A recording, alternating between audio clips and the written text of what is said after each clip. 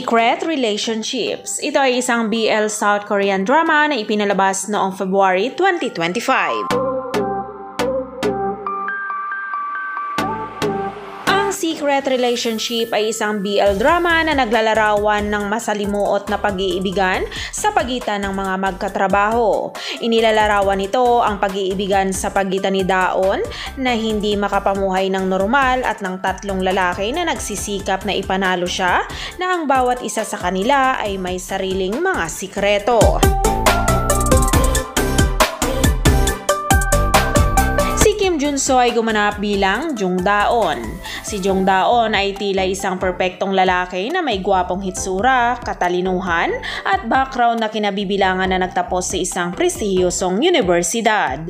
Siya ang kinainggitan ng maraming tao, ngunit sa totoo lang hindi ganoon kaganda ang buhay niya dahil sa pamilya niya na umaasa sa kanya at sa mga magulang niya.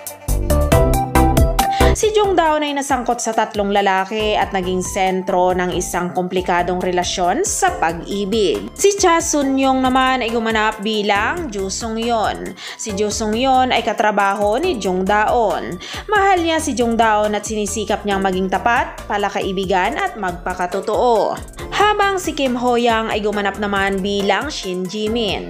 Si Shin Ji-min ay matagal na niyang kilala si Jung Daon. Sinusuportahan niya si Jung Daon sa pamamagitan ng paggawa ng mga bagay tulad ng pagtuturo sa kanya ng libre noong mga araw nila sa high school.